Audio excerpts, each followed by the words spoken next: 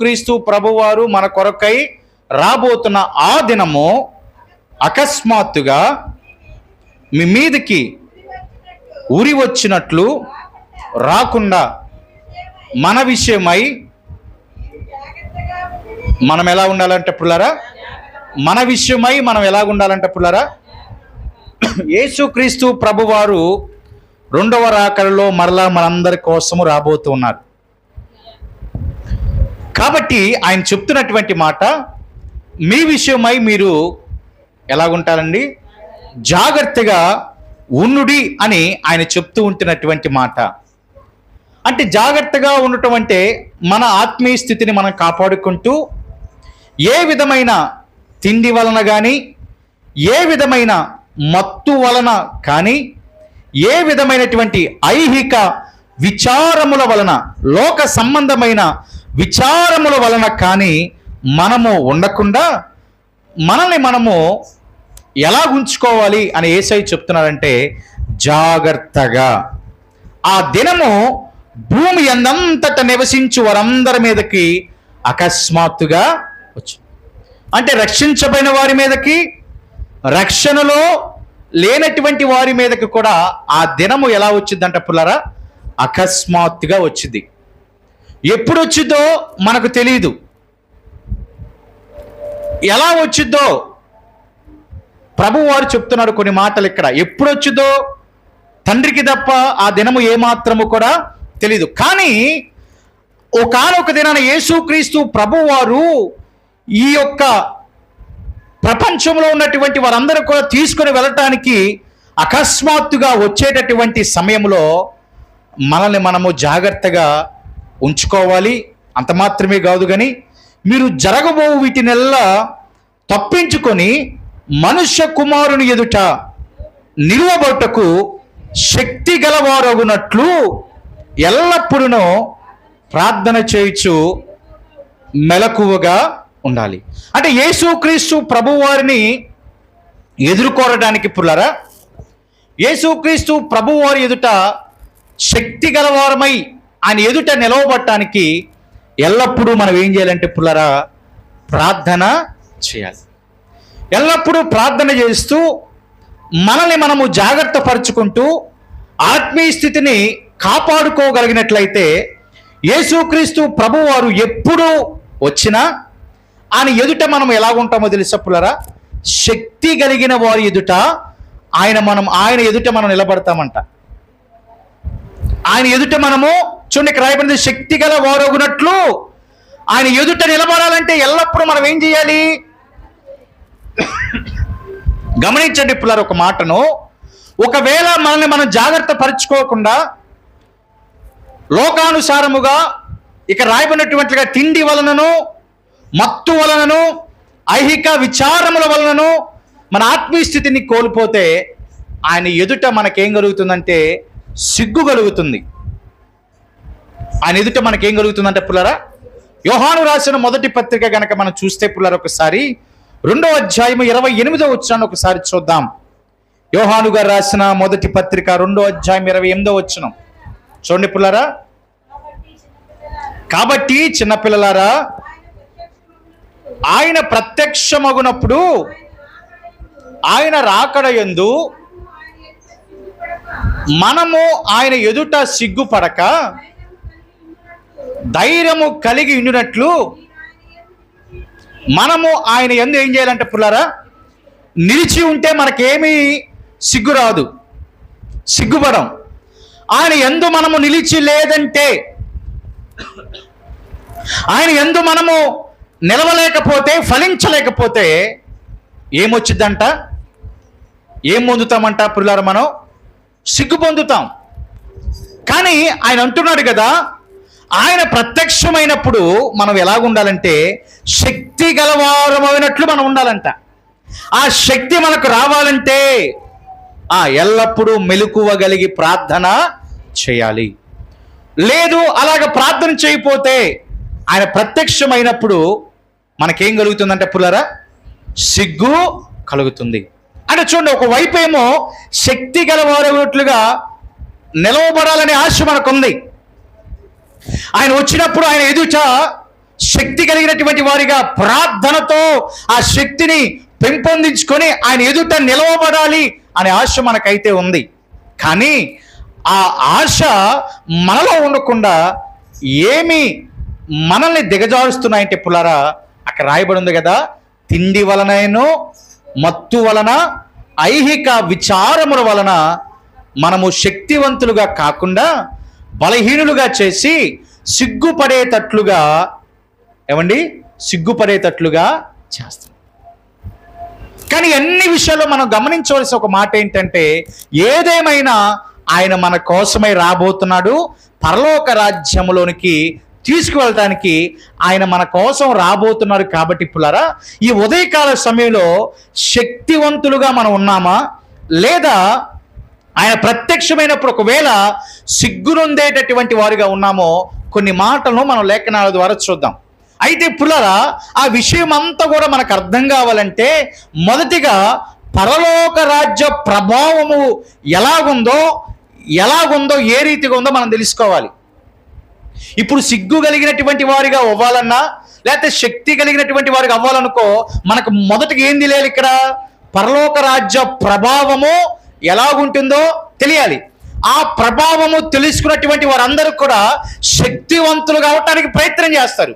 పరలోక రాజ్య ప్రభావము ఏమాత్రం తెలుసుకోలేకపోవడానికి ఇష్టం లేకపోతే ఎల్లవేళ మనకేం కలుగుతుందంట? సిగ్గు మాత్రమే కలుగుతుంది. ఇప్పుడు శక్తివంతులుగా మనం అవ్వాలంటే మనకి మొదటిగా ఏం చేయాలంటే పుల్లారా, పరలోక రాజ్య ప్రభావము ఎలాగుంటుందో మనము తెలుసుకోవాలి. ఎందుకంటే ఆ రాజ్యములోనికే మనందరినీ కూడా నడిపించడానికి యేసయ్య ప్రత్యక్షం కాబోతున్నాడు. కాబట్టి యేసుక్రీస్తు ప్రభువారు మరొక్కమారు మన నిమిత్తమై రాబోతున్నారు. కాబట్టి మొదటిగా ఆ ప్రభావము ఎలాంటిదో లేఖనాల నుంచి కొన్ని మాటలు మనం చూద్దాం పుల్లారా. మత్తయి సువార్తలో ఒక వాక్య భాగాన్ని మనం చదువుదాం. 13వ అధ్యాయము పుల్లారా, 13వ అధ్యాయము 44వ వచనాన్ని ఒకసారి మనం చదువుదాం. చూడండి పుల్లారా, పరలోక రాజ్యము పొలములో దాచబడిన ధనమును పోలి ఉన్నది. పరలోక రాజ్యం దేనితో పోల్చబడిందంటే పుల్లారా, పొలములో దాచబడిన ధనమును పోలి ఉన్నది. ఒక మనుష్యుడు దాన్ని కనుగొని దాచిపెట్టి అది దొరికిన సంతోషముతో వెళ్ళి తనకు కలిగినదంతయు అమ్మి ఆ పొలమును ఏం చేశారంటే పుల్లారా, ఆ పొలమును కొన్నాడు. ఎందుకు ఆ పొలం కొన్నాడు? పరలోక రాజ్యము పొలములో దాచబడిన ఆ పొలములో ధనము దాచబడి ఉంది. ఇప్పుడు ఆ ధనము దక్కాలంటే ఈ మనుషుడు దేన్ని కొనాలండి? పొలాన్ని మొత్తం కూడా కొనాలి. దాచబడిన కొద్ది ప్రాంతాన్ని కొంటే సరిపోయిద్దా? లేదు కదా. అమ్మేవాడు మొత్తం పొలాన్ని అమ్ముతాడు. కాబట్టి ఈ మనుషుడు ఏం చేశాడంటే దాన్ని కనుగొన్నాడు. పొలములో దాచబడిన ధనాన్ని కనుగొని దాచిపెట్టి అది దొరికిన సంతోషముతో వెళ్ళి తనకు కలిగిన మొత్తము కూడా అమ్మేసుకున్నాడంట. తనకి ఎంత ఆస్తి అయితే ఉందో ఆ ఆస్తి మొత్తాన్ని కూడా అమ్మేసుకున్నారు. ఎందుకోసం? పొలాన్ని కొనటం కోసం. ఎందుకు పొలాన్ని కొనాలి? పొలంలో ఏం దాచిపడిందంటే పుల్లారా, ధనము. ఆ ధనము దేనితో పోల్చబడిందంట? పరలోక రాజ్యము పొలములో దాచబడిన ధనమును పోలినది. అంటే ఇప్పుడు ఆ ధనము కోసము తనకు కలిగి ఉన్నటువంటి మొత్తాన్ని కూడా అమ్మేసాడు కదా. అంటే ధనం అంటే దేన్ని సంపాదించుకోవడానికి ఆ మనుషులు తనకు కలిగి ఉన్నటువంటి దాన్ని మొత్తం కూడా అమ్మేశాడంటే ఆ పరలోక రాజ్యాన్ని సంపాదించుట కొరకు. దేవునికి స్తోత్రం. అంటే ఇక్కడ చూడండి పుల్లారా, పరలోక రాజ్యమును సంపాదించడానికి ఒక మనుషుడు ఏం చేశాడంటే తన దగ్గర ఉన్నది మొత్తము కూడా అమ్మటానికి ఏమయ్యాడంట? సిద్ధపడ్డాడు. అంటే పరలోక రాజ్య విలువ ఎలాగుందో చూసుకుని ఇక్కడ. అంటే మనము ఏ పరిస్థితులనైనా ఎలాగైనా జీవించడానికి మనం ఇష్టపడాలని ఆ యొక్క లేఖనాలు మనతో మాట్లాడుతుంటున్నాయి పుల్లారా. అంటే పరలోక రాజ్యానికి మనం చేరటానికి, పరలోక రాజ్యంలోనికి మనం వెళ్ళటానికి దేనినైనా త్యజించేటటువంటి, దేనినైనా వదులుకునేటటువంటి అంత ధైర్యం మనలో ఏమండి ఉండాలి. దేవునికి స్తోత్రం. ఆ ధైర్యము ఉన్నప్పుడే అప్పుడు దాన్ని మనం కొనగలం. ఇప్పుడు ఎప్పుడు ఆ ధైర్యం వస్తుందంటే దాని గురించిన విలువ తెలిసినప్పుడు, పరలోక రాజ్య విలువ తెలిసినప్పుడు, యుగ యుగాలు ఆయనతో పాటు కలిసి ఆయన నామాన్ని స్తుతిస్తాం, గణపరుస్తాం అనే విలువ తెలిసిన వారు దేనినైనా వదులుకోవటానికి ఏమవుతారంట, సిద్ధపడతారు. ఈ మనుషుడు కూడా ఆ పొలాన్ని కొనటానికంట పుల్లరా తన దగ్గర ఉన్న మొత్తాన్ని కూడా అమ్మివేసి పరలోకము చేరటానికే తన మనసుని నిలుపుకున్నాడు. కానీ తన దగ్గర ఉన్నటువంటి ధనము కోసం తన మనసును ఏమాత్రం ఆ మనుషుడు నిలుపుకోలే. రెండవ సందర్భాన్ని కనుక చూస్తే పుల్లరా 45వ వచనం రాయబడి ఉంది, మరియు పరలోక రాజ్యము మంచి ముత్యములను కొన వెదుగుచున్న వర్తకుని పోలి ఉన్నదంట. అతడు అమూల్యమైన యొక్క ముత్యమును కనుగొని తనకు కలిగినదంతయు అమ్మి ఏం చేశాడంటే పిల్లలు దాన్ని చూడండి ఇక్కడ. మరియు పరలోక రాజ్యము మంచి ముత్యములను కొన వెదుగుచున్న వర్తకుని పోలి ఉందంట. వర్తకుడు, వ్యాపారుడు ఏం చేస్తూ ఉంటాడు, కొంటా ఉంటాడు, అమ్ముతూ ఉంటాడు.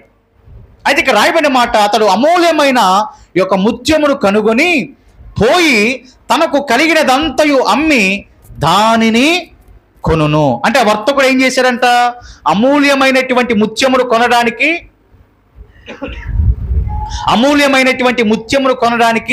ఇష్టపడుతున్నారు. చూడండి ఇక్కడ పిల్లరా, మంచి ముత్యమును కొన వెదుగుచున్న వర్తకుని పోలి ఉన్నది అని చూసాం కదా. ఈ వర్తకుడు ఎవరంటే యేసుక్రీస్తు ప్రభువారు. ఆమేన్. వర్తకుడు ఏం చేస్తాడు, మంచి ముత్యములు కొనడానికే ఎదురు చూస్తూ ఉంటాడు. వ్యాపారం చేసే మనుషుడు ఏం చేస్తాడు, చెడ్డ వాటిని ఏమాత్రం లక్ష్యం చేయడు కదా పుల్లరా, మంచి వాటి కోసం ఎదురు చూస్తాడు. కాబట్టి అతడు అమూల్యమైన యొక్క ముత్యమును కనుగొని పోయి తనకు కలిగినదంతా అమ్మి దాన్ని ఏం చేశాడంట, కొన్నాడు. యేసుక్రీస్తు ప్రభువారు కూడా తన అమూల్యమైనటువంటి యవన రక్తాన్ని ప్రోక్షించి మనందరినీ కూడా ఏం చేశాడండి, కొన్నాడు. దేవునికి స్తోత్రం. అమూల్యమైనటువంటి తన రక్తమును దారబోసి యేసుక్రీస్తు ప్రభువారు మనందరినీ కూడా ఏం చేశారంటే పుల్లరా, కొన్నటువంటి దేవుడుగా ఉన్నాడు. పై వచనం ఏం చూసామంటే ఆ ధనమును కొనినటువంటి, ఆ పొలమును కొనినటువంటి ఒక మనుషుని చూసి, ఎందుకంటే పరలోక రాజ్య విలువను తెలుసుకున్నాడు కాబట్టి. ఇక్కడ అది వర్తకునితో పోల్చబడింది కాబట్టి విలువైనటువంటి ఒక ముత్యాన్ని తీసుకొచ్చి, విలువైనటువంటి వాటిని తీసుకొచ్చి ఏం చేశారంట, ముత్యాన్ని కొనటానికి ఆయన ఇష్టపడినట్లుగా యేసుక్రీస్తు ప్రభువారు తన యవ్వన రక్తాన్ని ప్రోక్షించి నేటి సంఘాన్ని కొనినటువంటి దేవుడుగా ఉన్నాడండి. ఏం చేశారంట పుల్లరా, ఆయన మనందరినీ కూడా ఏం చేశారంటండి, కొన్నాడు. ఆమేన్. మరి ఇప్పుడు మనం ఎవరికి సంబంధించిన బిడ్డలము, దేవుడికి సంబంధించిన బిడ్డమే కదా పుల్లరా. ఆయన మనందరినీ కూడా కొనేశాడు. అమూల్యమైన యవన రక్తాన్ని చిందించి ఆయన మనందరినీ కూడా కొనేశాడు. ఇప్పుడు కొనేటటువంటి గుంపులో మనం ఉన్నామో లేదో కింద వచ్చిన ఒకసారి చూద్దాం, 47వ వచనాన్ని చూద్దాం. మరియు పరలోక రాజ్యము సముద్రంలో వేయబడి నానా విధములైన చేపలను పట్టిన దేన్ని పోలిందంటే పుల్లరా, వలతో ఏం చేస్తూ ఉంటామండి, చేపలు, నానా విధములైనటువంటి చేపలను మనం పడుతూ ఉంటాం. ఇప్పుడు ఆ వలను పోలి ఉన్నది. అది నిండినప్పుడు దానిని ఏం చేశారంటే దరికి లాగి కూర్చుండి మంచి వాటిని గంపలలో చేర్చి చెడ్డ వాటిని బయట ఏం చేస్తున్నారంట, బయట అవి కూడా చేపే అయినా ఏం చేస్తున్నారు, పారవేస్తున్నారు. ఏమైంది పుల్లరా, చెడ్డ వాటిని కూర వండుకుంటే ఏమైంది, తినరండి. కూర ఏమాత్రం మనం వండుకోం కదా, ఎందుకు, మన హెల్త్ అంతా కూడా అప్సెట్ అయిపోయింది. వాటిని ఏమాత్రం కూడా మనం కోరుకోం. ఎతికెతికి మరి మంచిది ఎక్కడ ఉందని తీసుకుంటాం, కానీ చెడ్డ వాటిని మనం ఏమాత్రం కూడా కోరుకోం. ఇక్కడ కూడా అదే జరిగింది. ఇప్పుడు చూడండి ఒకసారి, ఆ వాటిని గంపలో చేర్చి, మంచి వాటిని గంపలో చేర్చి చెడ్డ వాటిని ఏం చేశారంట, బయట పారవేశారు. ఇప్పుడు యేసుక్రీస్తు ప్రభువారు తన అమూల్యమైనటువంటి రక్తమును అందరి కోసము చిందించారా? కేవలం కొంతమంది కోసమే చిందించారా? అందరి కోసం. అంటే చెడ్డవారు సైతము కూడా మంచివారిగా అవు నిమిత్తము మన యేసయ్య ఏం చేశాడంటే యవన రక్తాన్ని చిందించాడు కదా పుల్లారా. కానీ ఇక్కడ ఏమైంది? ఇంకను ఆ వల వేసినప్పుడు అంట పుల్లారా, ఆ వలలో నానా విధములైనటువంటి చేపలు పడ్డాయి. అయితే ఆ చేపలలో కొన్ని మాత్రమే మంచిగా ఉన్నాయి, వాటిని గంపలలోనికి తీశారు. మరికొన్ని చెడ్డవిగా అయిపోయాయి, వాటిని నిర్దాక్షిణ్యముగా ఏం చేశారంట పుల్లారా, బయట పార వేశారు. అలాగే యుగ సమాప్తి అందు కూడా జరుగును. దేవదూతలు వచ్చి నీతిమంతులలో నుండి దుష్టులను వేరుపరిచి, చూడండి పిల్లరా, నీతిమంతులలో నుండి దుష్టులను వేరుపరిచి, మంచి చేపలలో నుంచి దేని వేరుపరిచారు? చెడ్డ చేపలను వేరుపరిచారు. అందుకే ఇక్కడ రాయబడిన మాట, నీతి మంతులలో నుండి దుష్టులను వేరుపరచి వీరిని అగ్నిగుండములో పడవేయుదురు, అక్కడ ఏర్పును పండ్లు కొరుగుటయు ఉండును. దుష్టులను ఏం చేశారంట పిల్లారా? అగ్నిగుండములో పడవేశారు. మరి వారి నిమిత్తమై యేసయ్య ప్రాణాన్ని పెట్టలేదా? ఆలోచించండి పుల్లారా. దుష్టుల నిమిత్తమై యేసయ్య ప్రాణాన్ని పెట్టలేదా? పెట్టాడు. చెడ్డవారి నిమిత్తమై యేసయ్య ప్రాణాన్ని పెట్టలేదా? పెట్టారు. కానీ ఎందుకు ఈ రీతిగా జరిగింది? ఎందుకు ఈ రీతిగా జరగవలసి వచ్చింది? ఎందుకు వారు వేరుపరచబడ్డారు? ఎందుకు అగ్నిగుండంలో పరవేయబడ్డారు అని కనుక ఆలోచన చేస్తే మూలవాక్యంలో మనం ఏం చూసామంటే పిల్లరా, వారందరూ ఏ రీతిగా అయిపోయారంటే తిండి వలనను మత్తు వలనను ఐహిక విచారముల వలనను వారిని వారు పాడు చేసుకున్నారు. ఆలకించండి ఈ మాట జాగ్రత్తగా. తిండి వలన, మత్తు వలన, ఐహిక విచారముల వలన ఏ రాజ్యాన్ని పోగొట్టుకున్నారండి? పరలోక రాజ్యాన్ని. దాని వైభవం ఎంత గొప్పది ఏమండి? ముత్యము కంటే గొప్పది. పొలములో దాచబడిన ధనము కంటే గొప్పది అయిన ఆ శ్రేష్టమైన పరలోక రాజ్యమును బిడ్డలు ఎలా కోల్పోయారంటే పుల్లారా?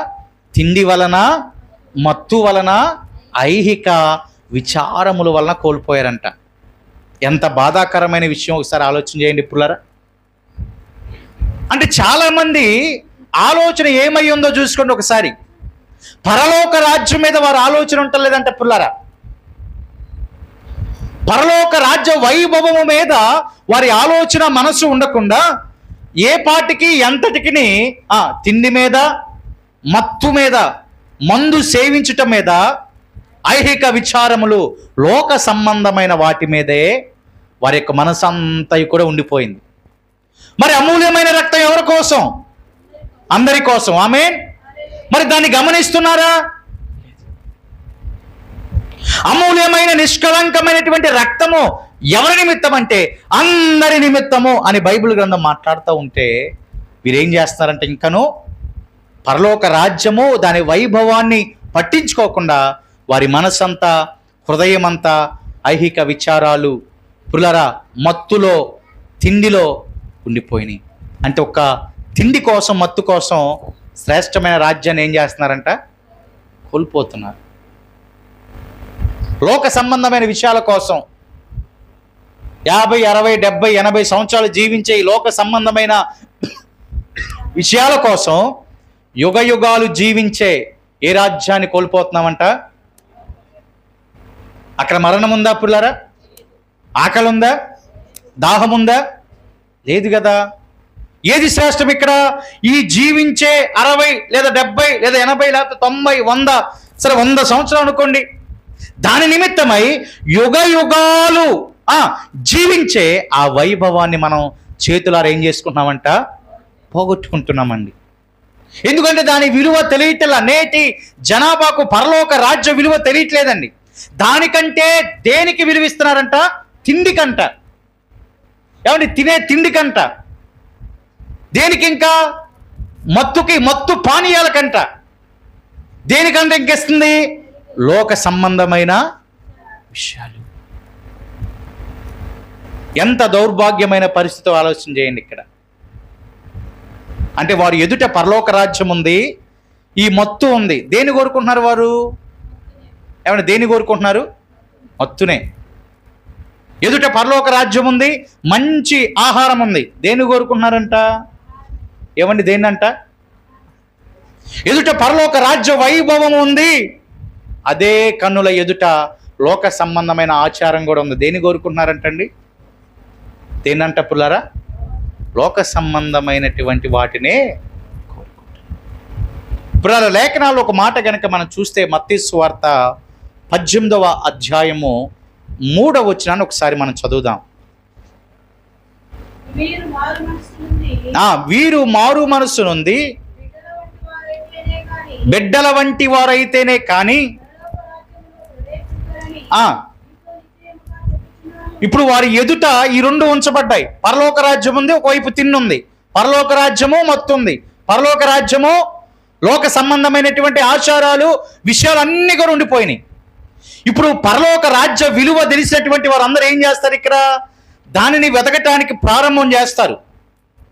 అందుకే యేసుక్రీస్తు ప్రభు వారు చెప్పినటువంటి మాట ఏంటంటే, ఆ రాజ్యానికి చేరాలంటే ఆయన అంటున్నాడు కదా, మీరు మార్పు నుండి బిడ్డల వంటి వారైతేనే గాని పరలోక రాజ్యములో ప్రవేశింపరు అన్నారు.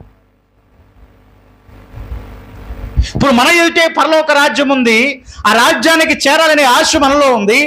ఆ రాజ్యానికి వెళ్ళాలంటే యేసయ్య చెప్తున్నటువంటి సింపుల్ ఈక్వేషన్ చెప్తున్నాడు కదా పులారా, మీరు మార్పు నొంది ఎలా అవ్వాలంట? బిడ్డల వంటి వారైతేనే. ఎక్కడికి వెళ్తామండి మనం? ఏ రాజ్యానికి వెళ్తామంట? మార్పు నొంది బిడ్డల వంటి వలే మనం అయిపోవాలి. బిడ్డల జీవితాల వలే మనం అయిపోవాలి. ఎందుకంటే వారికి లోకమేంటో పాపమేంటో తెలియదు. వారికి తిండి మీద ధ్యాస తెలుసా పుల్లారా? తెలియదు. మత్తు అంటే, మత్తు పానీయాలు అంటే తెలుసా పుల్లారా? తెలియదు. ఐహిక విచారాలు, లోక సంబంధమైన విషయాలు వంటి వాటిలో వారికి ఏమైనా అవగాహన ఉందంటారా? లేదు. అందుకని ఆ రాజ్యము, ఆ వైభవంలోనికి మనం వెళ్ళాలంటే యేసయ్య చెప్తున్నాడు మనతో, మీరు మార్పు నొంది ఎలా అవ్వాలంటే మనం చిన్న పసిపిల్లల వలె మనం అయిపోవాలి. దేవునికి స్తోత్రం కలుగునుగాక. పసిపిల్లల వలె, మార్పు నొందిన బిడ్డల వలె. మీరు మార్పు నొంది బిడ్డ వంటి వారివైతేనే, పసిబిడ్డల వంటి వారైతేనే ఎందులోకి ప్రవేశం ఉందంటండి. ఈ పసిబిడ్డల జీవితము చివరి వరకు ఉండాలంట. మరలా పులారా గమనించండి, ఈ మాట అండర్లైన్ చేసుకోండి. పసిబిడ్డల జీవితం ఎప్పటి వరకు ఉండాలంట? మనము చివరి శ్వాస విడిచే అంతవరకు మనలో ఏ బిడ్డ వంటి జీవితం ఉండాలంటండి? పసిబిడ్డల జీవితం ఉండాలి. నీవు ఉండాలి అనుకున్న అపవాది నిన్ను ఉండనీయుడు. ఉండనిస్తాడండి? నీవు పసిబిడ్డల వలె ఉండాలి అని నిశ్చయించుకున్న అపవాది మనల్ని ఏమాత్రం కూడా ఉండనీయుడు. యేసుక్రీస్తు ప్రభు వారు పరిచర్య చేసేటటువంటి దినాల్లో కూడా కొంతమంది బిడ్డలు పసిబిడ్డలలాగా ఉండాలి అని అనుకుంటున్నప్పటికీ కొంతమంది ఉండనీయలేదంట. ఆ మాటను కనుక ఒకసారి మనం చూస్తే ప్రియా దేవుని సంగమా, మత్తయి సువార్త 23వ అధ్యాయము 13వ వచనాన్ని కనుక ఒకసారి మనం చూడగలిగినట్లయితే, అయ్యో వేషధారులైన శాస్త్రులారా, పరిసయ్యులారా, మీరు మనుషుల ఎదుట పరలోక రాజ్యము మూయుదురు, మీరందులో ప్రవేశింపరు. ప్రవేశించు వారిని యేసుక్రీస్తు ప్రభువారు పరిచర్య చేస్తున్న ఆ దినాల్లోనే ఇలా జరిగిందంటండి. ఒక పక్క యేసుక్రీస్తు ప్రభువారు విస్తారమైన పరిచర్య చేస్తున్నాడు. ఆమేన్. తను కలిగినటువంటి ఆ కొద్ది సమయంలోనే చాలా గొప్ప ప్రభావాన్ని యేసుక్రీస్తు ప్రభువారు కనపరిచారు. అనేక అద్భుత ఆశ్చర్య కార్యాలు చేశారు. మీరు మార్పు నొంది బిడ్డల వంటి వారిగా అవ్వాలి అని ఒక వైపు తన పరిచర్యను గణపరుస్తూ అనేక మందిని పరలోక రాజ్యము వైపునకు నడిపిస్తూ ఉంటున్నటువంటి ఆ దినాలలో ఎవరున్నారంటే పుల్లారా? పరిసయ్యులు ఉన్నారు, శాస్త్రులు ఉన్నారు. వారిని బట్టి యేసయ్య చెప్పినటువంటి మాట ఏంటంటే వేషధారులు అని. ఒకవైపు యేసుక్రీస్తు ప్రభువారు పరలోక రాజ్యం యొక్క గొప్ప మర్మాల గురించి చెప్తూ అనేక మందిని అటువైపునకు నడిపించాలని ఆశతో ఉన్నప్పుడు వేషధారులైనటువంటి శాస్త్రులు, పరిసయ్యులు ఏం చేశారంటే మనుషుల ఎదుట పరలోక రాజ్యమును ఏం చేశారంట పుల్లారా? మోయుదురు, వారు అందులో ప్రవేశించరు. ప్రవేశించు వారిని కూడా ఎవరు? పరిసయ్యులు. ఎవరు? శాస్త్రులు. క్లియర్గా యేసుక్రీస్తు ప్రభువారు వారిని బట్టి ఇచ్చినటువంటి స్టేట్మెంట్ ఏంటంటే, మీరు మనుషుల ఎదుట దేన్ని మూస్తున్నారంటే పరలోక రాజ్యమును మూస్తున్నారు. మీరందులో ప్రవేశింపరు, ప్రవేశించు వారిని ప్రవేశింపనేరు. ఇందాక ఒక మాట నేను వాడాను పుల్లారా. మనము మార్పు నొంది చిన్న బిడ్డల వంటి వారి వలె జీవించాలి అనే ఆలోచన మనకుంది అని చెప్పా. అయినా అలాగ జీవించేటట్లుగా, అలాగ జీవించడానికి ఇష్టపడుతున్నటువంటి మనము అలాగ జీవించకుండా అనేక మంది ఏం చేస్తారంట? ఆటంకము చేస్తారు. అపవాది ఆటంకాలు కలగజేస్తూ ఉంటుంది. అపవాది అనేక మనుషులను ప్రేరేపింపజేసి మనము మార్పు నుండి చిన్న బిడ్డల వలె జీవించకుండా ఏం చేస్తుందంట? అపవాది ప్రేరేపింపజేస్తుంది, ఆటంకపరుస్తుంది. వారి నిమిత్తమై యేసయ్య అంటున్నాడు ఇక్కడ, మీరు ప్రవేశించరు, ప్రవేశించేటటువంటి వారిని కూడా ప్రవేశింపనీయరు అని యేసయ్య అన్నాడు. ఒక పక్క ఆయన పరిచర్యను బలంగా చేస్తున్నాడు పిల్లరా. పరలోక రాజ్యము సమీపించుచున్నది, ఆయన పరిచర్యను ప్రారంభం చేశాడు. ఇంకొక వైపు వీరేం చేస్తున్నారంటే మనుషులు ఎదుట పరలోక రాజ్యాన్ని ఈ యొక్క వేషధారులు ఏం చేశారంటే మూసివేశారు. అంటే వారు ప్రవేశించరు, ప్రవేశించేటటువంటి వారిని కూడా ఏమాత్రం కూడా ప్రవేశించరు. చాలామంది కూడా ఆనాటి దినాల్లో వీరికి భయపడిపోయారు పుల్లారా. యోహాను సువార్తలో ఒక మాట గనక చూస్తే 12వ అధ్యాయము పుల్లారా 42వ వచనాన్ని ఒకసారి మనం చూద్దాం. యోహాను సువార్త 12వ అధ్యాయం 42వ వచనం.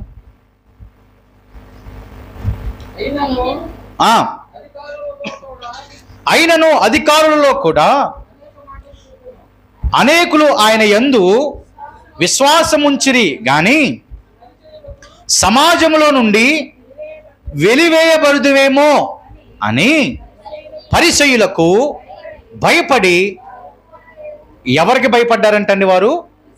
పరిసయ్యులకు భయపడి ఎవరిని ఒప్పుకోలేదు? యేసయ్యను ఒప్పుకోల. వర్తకుడిగా వచ్చినా, వెల చిందించడానికి వచ్చినా, యవన రక్తమును కార్చడానికి వచ్చినటువంటి ఈ మనుషులు చునిపిల్లర సమాజములో నుండి వెలివేయబడతామేమో అని పరిసయ్యులకు భయపడి వారు ఏం చేశారంట పిల్లరా? యేసయ్యను కానీ అనేక మంది విశ్వాసం ఉంచారంట. ఆ మాట స్టార్టింగ్లో రాయబడి ఉంది కదండి. ఆ మాట అనేక మంది యేసయ్య అంటే విశ్వాసం ఉంచారండి. యేసయ్య అంటే విశ్వాసం ఉంచారు. యేసయ్య గొప్ప కార్యాలను చూస్తున్నాడు, మహిమగలిగిన కార్యాలను చూస్తున్నారు. అయినా వీరిలోనికి ఏమొచ్చిందంట? భయం వచ్చింది. అంటే విశ్వసించిన వారిలోనికి సైతము ఏమొచ్చేసిందంటే పుల్లరా? భయం వచ్చేసింది. ఎవరిని బట్టి? పరిసయ్యులను బట్టి భయం వచ్చింది. కాబట్టి వారు ఆ సమయంలో ఒప్పుకోలేకపోయారు. అందును బట్టి యేసయ్య అంటున్నారు కదా, మీరు ప్రవేశించరు, ప్రవేశించేటటువంటి వారిని కూడా ప్రవేశింపనీయరు అని యేసుక్రీస్తు ప్రభువారు అన్నారు పుల్లరా. అక్కడ రాయబడినటువంటి మాట కనుక చూస్తే 43వ వచనంలో వారు దేవుని మెప్పు కంటే మనుషుల మెప్పును ఎక్కువగా అపేక్షించారు. ఏం కావాల్సి వచ్చిందంట పిల్లల వారికి? దేవుని మెప్పు కంటే మనుషుల మెప్పు కావాల్సి వచ్చింది. నేటి దినాలలో అనేక మంది మనుషుల మెప్పు కోసము వారి ఆత్మీయ స్థితిని తాకట్టు పెట్టేస్తున్నారు. మనుషుల మెప్పు కోసము ఆత్మీయ జీవితాన్ని తాకట్టు పెట్టేస్తున్నారు. కానీ మనుషుల మెప్పు అవసరం అంటారు మనకి. ఈరోజు మెచ్చుకుంటారు, రెండో రోజు తేడా పడిందాక ఏమైద్దండి? తిట్టుకుంటారు, బహిరంగంగానే తిడతారు.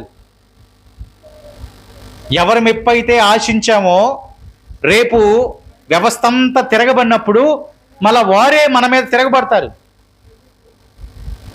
ఈ మనుషులు అధికారులు చూడండి ఇక్కడ, దేవుని మెప్పు కంటే కూడా మనుషుల మెప్పు ఎక్కువగా అని అపేక్షించారంట వారు. ఇక మాకు దేవుని మెప్పు అవసరం లేదని కోరుకున్నారు. వాళ్ళు డిసైడ్ అయిపోయిన వారు, మాకు దేవుడు అవసరం లేదు, దేవుని మెప్పు అవసరం లేదు, దేవుని ద్వారా వచ్చే కృప కనికరాలు మాకు అవసరం లేదు. ఆయన ఒకవేళ అమూల్య రక్తము చిందించాడేమో మాకు అవసరంలా, ఒకవేళ మా కొరకే ప్రాణం పెట్టాడేమో మాకు అవసరంలా, మా కుటుంబ నిమిత్తమే శిలువ మరణము పొందాడేమో కానీ మాకు అవసరం. మాకేం కావాలి? నా ఇంటి ఎదుట ఉన్నటువంటి మనుషుల మెప్పే నాకు కావాలి, నా ఇంటి పక్కన ఉన్నటువంటి మనుషుల మెప్పే నాకు ఏం చేయాలంట కావాలి, నా తోటి వారి మెప్పే నాకు కావాలి, కానీ నాకు దేవుని ద్వారా వచ్చేటటువంటి మెప్పు ఏమాత్రమో అవసరం లేదని పరిసయ్యులకు భయపడి అనేక మంది ఆయన మీద విశ్వాసం ఉంచలేకపోయారు, ఆయన రాజ్యానికి చేరలేకపోయారండి. ఆయన రాజ్యానికి చేరలేకపోయారు. కొన్నిసార్లు మనం కూడా మనుషుల మెప్పు కోసం ఏం చేస్తామండి? దేవుణ్ణి పక్కన పెడతాం. ఎవరిని పక్కన పెట్టేది మనం? చెప్పండి, అందరు స్వరమెత్తి చెప్పండి పిల్లరా. దేవుణ్ణి అంట. ఏం చేశాడు ఆయన? వెల చెల్లించాడు. ఏం చేశాడు ఆయన? నిన్ను కొన్నాడు. ఏం చేశాడు ఆయన? యవన రక్తాన్ని చిందించాడు. అయినా మనుషుల మెప్పు కోసము ఏం చేసాం? ఆయననే పక్కన పెట్టేసాం. మళ్ళీ ఆ మెప్పు అవ్వగానే మళ్ళీ ఆయన పెట్టుకొని వచ్చేస్తాం, ఆయన తీసుకొని మన జీవితాల్లోకి ఆహ్వానించేసుకుంటాం. అవును, ఇదేమన్నా వస్తువు అంటారా? అవసరమైనప్పుడు ఇంట్లో పెట్టుకొని అవసరమైనప్పుడు బయటపడేయటం వస్తువు అంటారా పిల్లరా? ఇల్లు శుభ్రం చేసేటప్పుడు అన్నీ ఏం చేస్తారు? బయట పెట్టేస్తారు. శుభ్రంగా క్లీన్ చేసుకుని మళ్ళీ ఏం చేస్తారు? లోపల పెట్టుకుంటారు.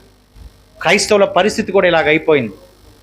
కొంతమంది బిడ్డల పరిస్థితులు ఇలాగ అయిపోయినాయి. యేసయ్యను వాడుకుంటారు, మనుషుల మెప్పు వచ్చినప్పుడు యేసయ్యను పక్కన పెడుతున్నారు.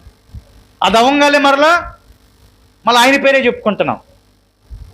చూడండి ఎలాగ మనము యేసుక్రీస్తు ప్రభు వారిని వాడుకుంటున్నామో. మనుషుల మెప్పు కోసం ఎప్పుడూ ప్రయాసపడొద్దండి.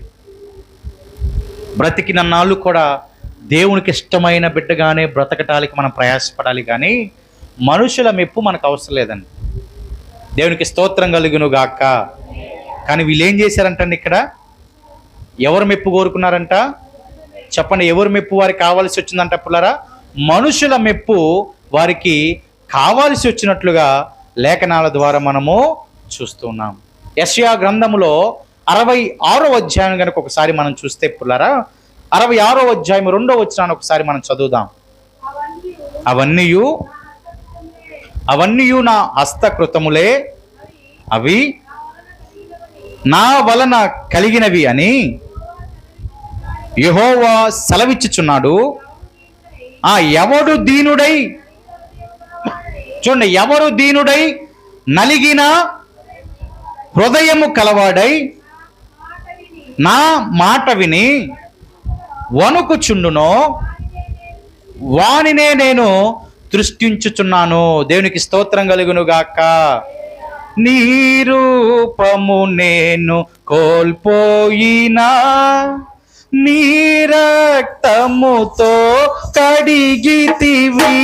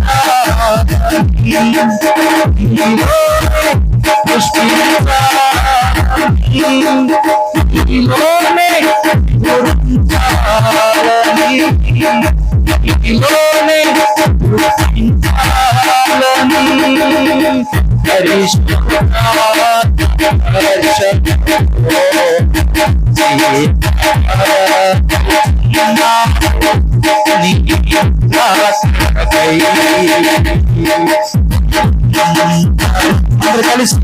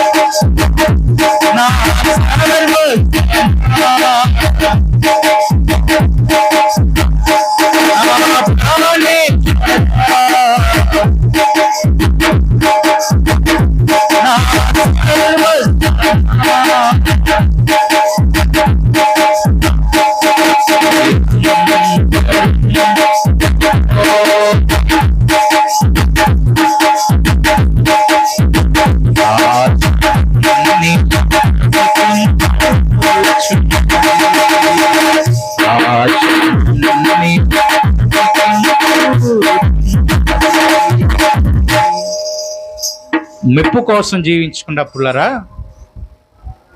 మెప్పు కోసం జీవించుట ఎలా ఉండిద్దంటే,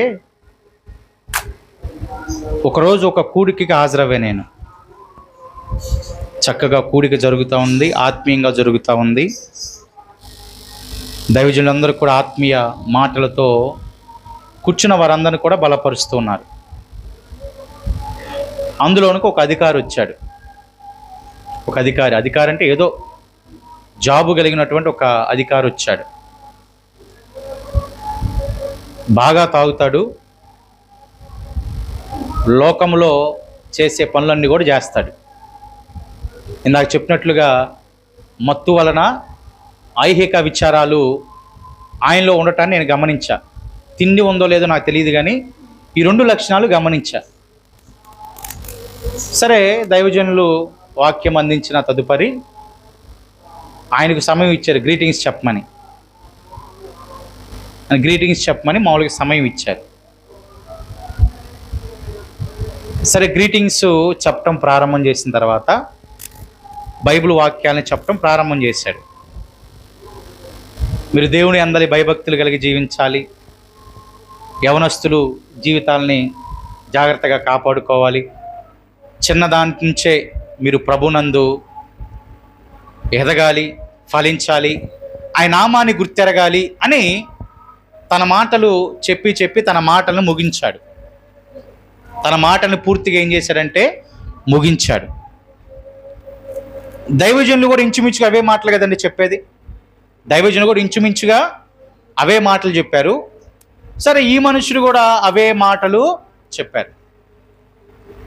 మరి ఈ మనుషుడికి ఆ మాటలు చెప్పడానికి ప్రాథమిక అర్హత ఏమైనా ఉన్నదా అని మీరు నాకు చెప్పండి.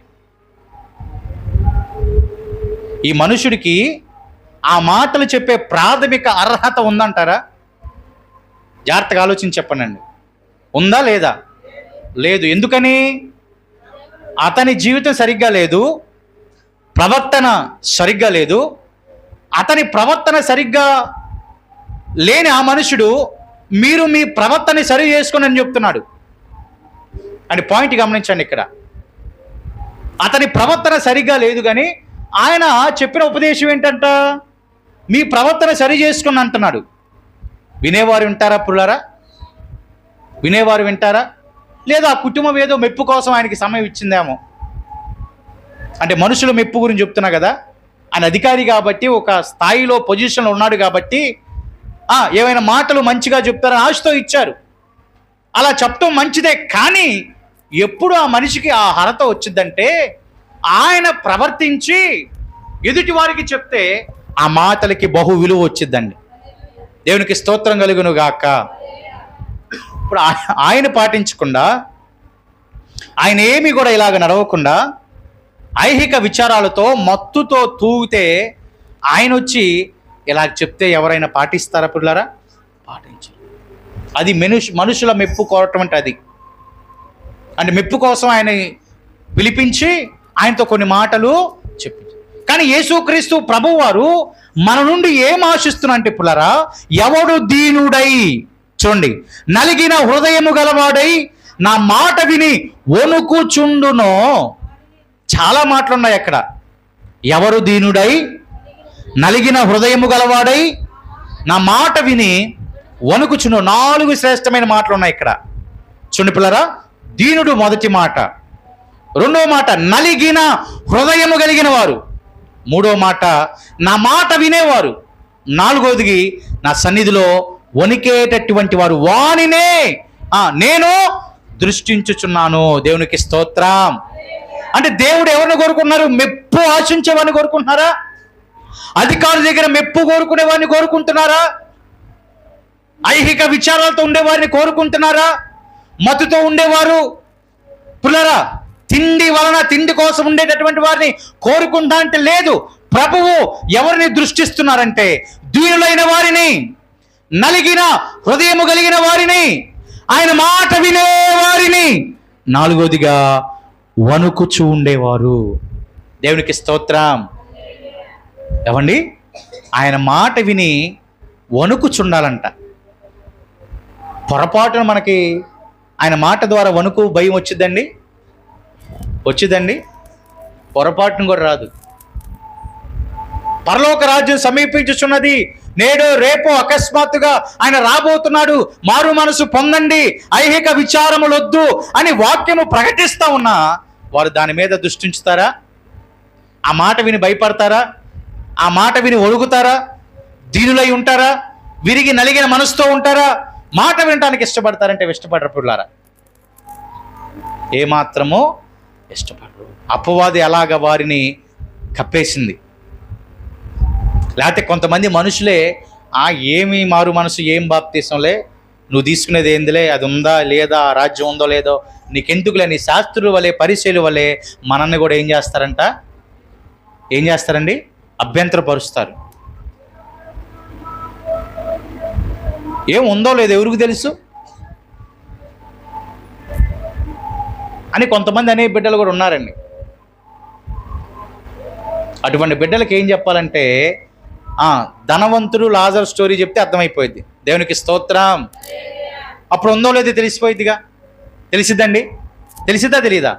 ఖచ్చితంగా తెలిసిద్ది. కాబట్టి అభ్యంతరం చేస్తారు అనేక మంది. శాస్త్రులు పరిసయ్యులు ఎలాగైతే విశ్వసించిన వారిని కూడా అభ్యంతరం చేసి వారి రక్షణ పొందకుండా చేశారో, నేటి దినాన అనేక మంది అనేక రూపాలలో మన గృహాలలోనేమి లేకపోతే రక్త సంబంధంలోనేమి అనేక మంది ఇలాగ మనల్ని అభ్యంతరపరుస్తూ ఉంటారు. అభ్యంతరపరిచినప్పుడు నీవు నీ దృష్టి విలువ కలిగిన పరలోక రాజ్యము మీద ఉంచగలిగినట్లయితే వారి మాటను నువ్వు ఏమాత్రం కూడా పట్టించుకో. యేసయ్య మాట విని వణుకుచు దీనులుగా నలిగిన హృదయుడుగా ఉంటావు. తద్వారా మనం ఎప్పుడు మరణించినా ఆయన రాజ్యానికి మనం చేరతామండి. ఎప్పుడు పిలుచుకున్నా ఏ రాజ్యానికి వెళ్ళిపోతాం? ఆ రాజ్యానికి వెళ్ళిపోతాం. శ్రేష్టమైన వారికి అక్కడ ఉంటాం. శ్రేష్టమైనటువంటి జాబితాలో మనం అక్కడ ఉంటాం. కాబట్టి దాని విలువ ఏంటి ఒకసారి ఆలోచన చేయండి. ఎవరో ఏదో చెప్పారని రక్షణ జీవితాన్ని కోల్పోవద్దు పుల్లారా. ఎవరో ఏదో చెప్తున్నారని నీ విశ్వాసాన్ని కోల్పోవద్దు పుల్లారా. ఎవరో ఏదో ఆటంకపరుస్తున్నారని శ్రేష్టమైన రక్షణ జీవితాన్ని చేజేతులారా పోగొట్టుకోవద్దు. ఇదే క్రమము, ఈ క్రమంలో ఉన్నవారినే యేసయ్య లేపబోతూ ఉన్నాడు. అట్టి వారిని యేసుక్రీస్తు ప్రభువారు తనతో తీసుకుని వెళ్ళబోతున్నారు. మంచి చేపలను ఆయన ఏం చేయబోతున్నాడంట? తీసుకుని వెళ్ళబోతున్నాడు. చెడు చేపలను బయటే పారవేస్తాడు. చెడు చేపలన్నీ బయటే ఉండిపోతాయి. వారందరూ కూడా విడిచిపెట్టబడతారండి. మంచి చేపలని, విశ్వాసంలో జీవించే వారిని ఆయన తనతో పాటు ఏం చేస్తారంట? తీసుకెళ్తాడు. మరి ఏ గుంపులో, ఏ గంపలో ఉన్నామో ఒకసారి ఆలోచన చేయండి. బయట పారవేసే గంపలో ఉన్నామా, మంచి చేపలు నింపినటువంటి గంపలో ఉన్నామో ఆలోచన చేయండి. ఏ గంప పిల్లరా మనది? మంచి చేపలు నిండిన గంప, బయట పారవేసేటటువంటి గంప అంటారా? మంచి చేపలే కదా. దేవునికి స్తోత్రం కలుగును గాక. కాబట్టి ఆ రీతిగా మనం ఎదగాలి. పరలోక రాజ్యము కోసం మనము జాగ్రత్త పడాలండి. జాగ్రత్త పడాలి. ఐహిక విచారాలు దూరం చేసుకోవాలి, మత్తు దూరం చేసుకోవాలి, తిండి మీద శ్రద్ధ కూడా దూరం చేసుకోవాలి. జాగ్రత్తగా మనల్ని మనము కాపాడుకోవాలి.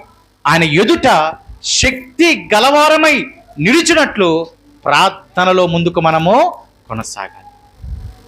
ఇవేమీ లేకపోతే ఆయన ఎదుట మనకు అవమానం కలుగుతుంది.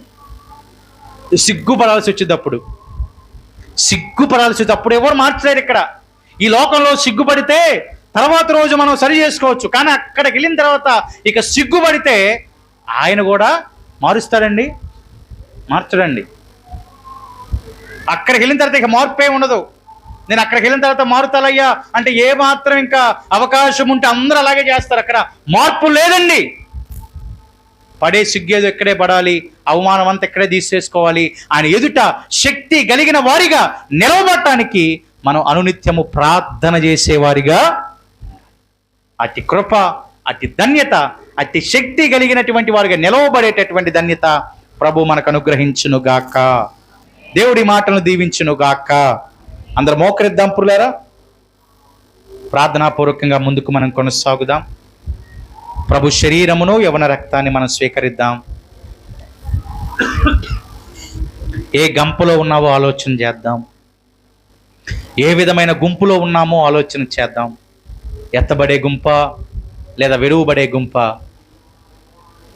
ఒకసారి ఆలోచన చేయండి పురులారా. ఒకసారి ఆలోచన చేయండి. ఆటంక